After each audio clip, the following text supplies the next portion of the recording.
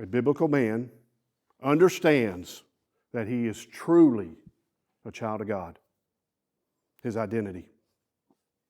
And he understands that what he does is not who he is. But who he is has a huge impact on what he does if he really knows who he is. See, your problem before you knew Jesus was not sin. It was who you were that was causing you to sin. That's what had to get fixed. And Jesus took care of that. He who knew no sin became sin on our behalf so that we might become the righteousness of God. When you accepted Jesus, you became the righteousness of God. You became right with God. You became redeemed, justified, holy, blameless, glorified, a new creation in your person. And what you do will not change that in God's eyes. But when you really understand who you really are, it does change what you do, just naturally. And it allows the second truth to happen. A biblical man understands he's truly a child of God, his identity. And for that reason, a biblical man then understands how to live by the life of another that's in him, Jesus. You realize when I say that to men, that's such a foreign concept, their heads spin. A lot of men say, I've never heard that before. What in the world are you talking about? Living by the life of another. Well, when you understand your identity, which is the core of everything, you'll understand that he who lives in you wants to love your wife as Christ loved the church through you, while you get all the credit for it. He wants to raise your kids up in the ways of the Lord. And you know what I learned many years ago?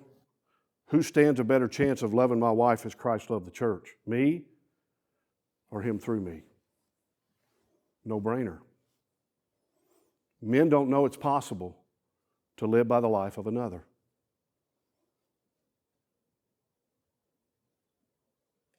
A biblical man does. And when a biblical man understands he's truly a child of God, his identity, and he understands how to live by the life of another that's in him, Jesus,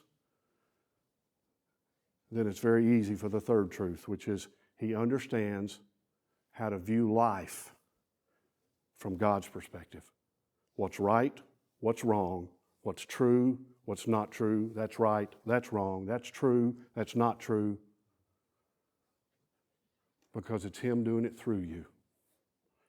And guys, if we don't need men today that can look at things and go, that's right and that's wrong, if we don't need men today that are letting them, that we got to quit letting their morality dictate their theology. Because guys, we said there is a such thing as absolute truth, didn't we? There is right and there is wrong. There is truth and there's non-truth. We on our own are going to struggle with that. But he through us will give us the ability to look at things and go, right, wrong, right, true, wrong, not true, right. And if we don't live in a world of young men that need to know that today, it's never been more needed than today. But us older men don't even know how to do that. And what's interesting is all three of those truths then affect your actions and your behaviors. And you're free to fail. Because if one of those messes up and one of your kids goes astray, you're still understanding who you are. You still understand how to live by his life, and you know how to look at things from God's perspective. And you just had a child that went astray. And you're still a biblical man, and you will always be. Men have no idea that's possible.